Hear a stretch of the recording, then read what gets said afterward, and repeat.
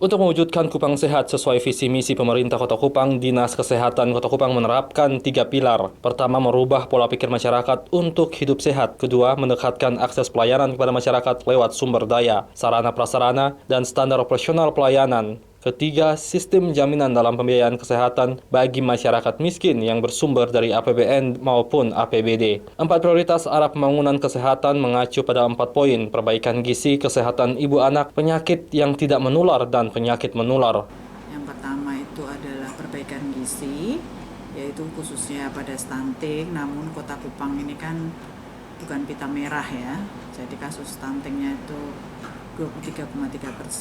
Jadi sudah hampir mendekati standar WHO itu kan normalnya hanya 20% saja. Tapi bagaimana kalau kota itu diharapkan nanti sampai ke zero stunting, sampai nol gitu. Kesehatan ibu anak, ya, bagaimana kita mengakselerasi kematian ibu baru melahirkan dan bayi baru lahir. Kemudian termasuk kesehatan neonatusnya. Nah, kemudian yang ketiga itu adalah penyakit yang tidak menular. Sekarang yang lagi banyak itu adalah hipertensi, ya, gula darah, dan juga penyakit orang dengan gangguan jiwa tetapi yang tidak ditelantarkan oleh keluarganya gitu. Kemudian yang keempat adalah penyakit menular, ya, itu yang berbasis binatang maupun lingkungan, jadi malaria, DBD, ya, kemudian yang berbasis lingkungan itu diare, TBC, termasuk juga HIV.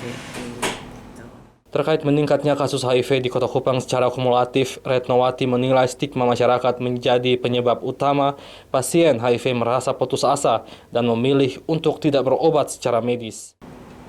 Sekarang Dinas Kesehatan tuh melakukan promosinya itu dengan paradigma pendekatan keluarga. Artinya apa?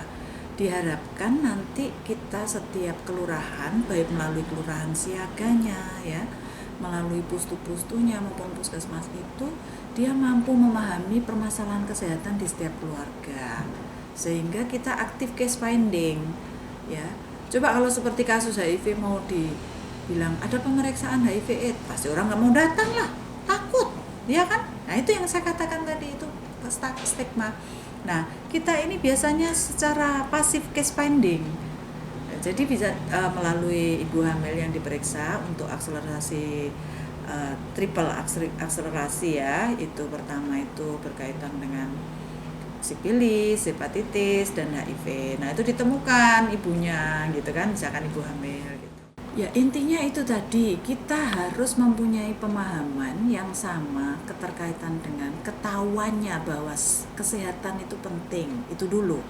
Ya, dia tahu bahwa sehat itu penting. Sekarang coba kakak lihat, yang merokok ini sudah ada larangan merokok, sudah tahu efeknya merokok, tetap orang merokok gitu kan, karena belum tahu atau belum mau kan.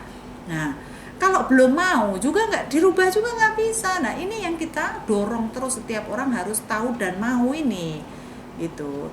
Taulah kamu bahwa kalau misalkan musim kemarau begini, ya kalau belanja makanan jangan di tempat-tempat yang terbuka kayak gitu, ya, ngurangin ini apa pencegahan diare, menggunakan air ditutup, jangan sampai menggunakan air yang kotor untuk diminum kan gitu, ya harus hemat-hemat air dimasak gitu kan, kayak gitu-gitu. Nah itu kan tahu dan mau gitu.